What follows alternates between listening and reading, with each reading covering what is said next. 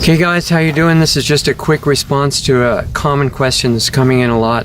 How much GMO food is okay to eat? And don't laugh, it's a serious question.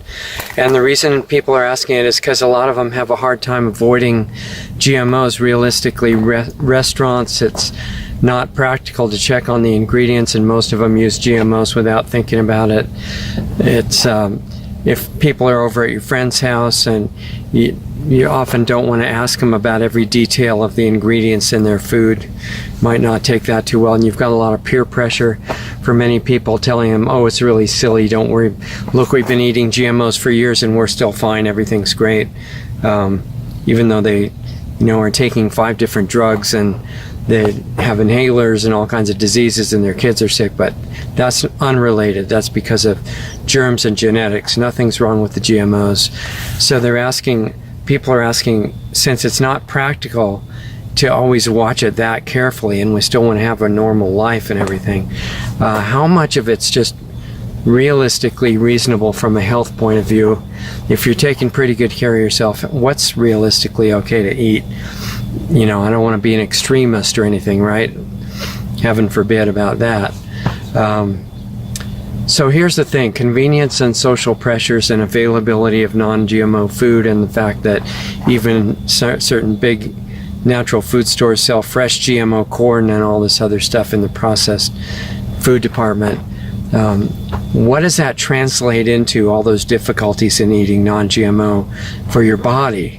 What does your body think about it? Well, and that's not a silly question either, because your body's not just a piece of meat. It's actually a conscious, very delicate, amazing organism that's alive. It's communicating with you all the time, hoping that you'll pay attention and communicate back by what you do. If you really want to take it from the body's point of view, the right amount of anything damaging, poisonous, toxic, especially something really outside the box like GMOs that the body has no natural database to compare to, it doesn't know how to deal with it, and so it gets some really bad results from any kind of GMO ingredients. The right amount from your body's perspective of GMOs, 0. Sorry, but that's just how it's set up physiologically. So if you put GMOs in your body, things that you don't like may happen.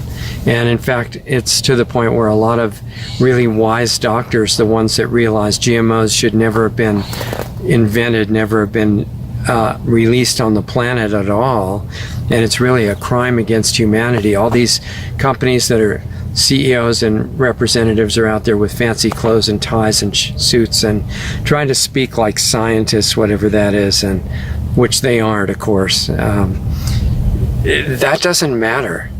GMOs are completely outside of nature and are 100% harmful. If you want to understand more about that and the details of how it works from somebody who's not owned by the GMO industry, just read Jeffrey Smith's books. What is it, Genetic Roulette, and a couple of others, and he's got a bunch of free videos, really good lectures and other short videos on the internet.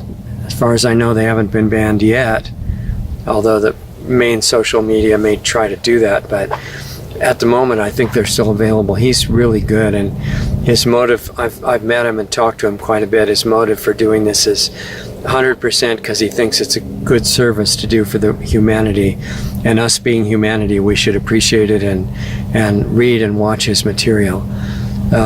Some doctors who put their patients on 100% organic food have seen great health improvements with no drugs, no additional changes. Just tell the patient, you can't eat anything that's not 100% organic, and that's a bare minimum, because see, if you just look for non-GMO, it could be a non-GMO seed that they use to grow the crop, but they could saturate it with Roundup, which is another crime against humanity. They finally are starting to admit, well, yeah, Roundup causes cancer and kills people and hurts children and does all this stuff, but you can still keep selling it, no problem. And a really big deal that just happened is a judge in California awarded, well, the jury actually awarded someone who was dying of cancer as a result of handling Roundup without immense precautions, with essentially no precautions, is dying of cancer. And the jury said, okay, you get $289 million from Monsanto, which is now Bayer, because they knew about it, and they do know about it. They know all about it. The upper management, and maybe the lower level workers, if they're not really paying attention, might not know. But the upper level management knows that they're killing people in huge numbers, and they don't care as long as it's good for the business. And people are dumb enough to keep buying Roundup and all these other chemical pesticides, some of which are incredibly bad. And if they get on your skin, they go right into your blood. And if you can smell them, you're breathing them. Sometimes even if you can't smell them, because there's such tiny amounts that are needed to hurt you. Not just now, but into the future, 10, 20 years in the future. And your kids, sometimes genetically damaging you for the kids that you're going to have later. They're really bad news, and they shouldn't be allowed. You know, I totally believe in free market capitalism, with the caveat, make as much money as you want, but don't do it by hurting people intentionally, which the biotech companies are hurting people intentionally, and they're lying about it, saying that they're helping feed the world, which is complete nonsense, and it's a big fraud. So filling up the food supply knowingly with these non-foods, these poison foods, anything with any GMO ingredients is a really bad idea to eat. I know some of the big natural food store names are selling fresh GMO corn. Whole Foods is known for doing that. I see it all the time. They have some good things in the store, but you got to be really on guard, because they have some very bad things in there too, making believe they're natural.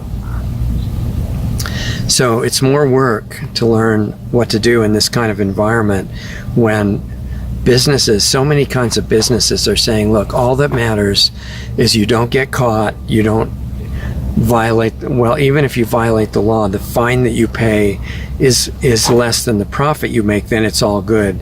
You're really a great business person. And that should be criminal, in my opinion. Otherwise, I believe in free market capitalism, but not this kind of toxic business. And current president of the U.S. really needs to learn about this, and most of the leaders of other countries too, but definitely America should be setting an example. There should be no sales of GMO anything allowed anywhere in the country, and knowingly trying to do that should be a punishable crime. Most of it's not even necessary to have in laboratories or anything like that. And as long as they're not paying attention, or there are secret deals between government agencies and the poison companies, that leaves you to be careful for yourself, for the kids, for the environment, because these toxic pesticides and GMO materials and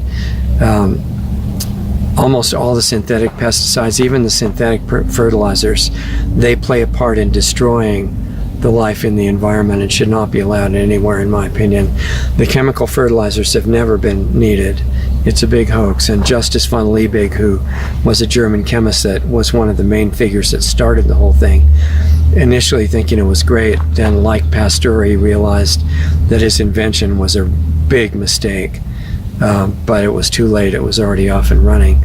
So I suggest learn all you can. You know, you need your body, okay, for what you're going to do in the world. Just because you do something stupid to it and it doesn't fall over right away does not mean that was a good idea. This time lag between cause and effect is one of the main things that we're not paying attention to.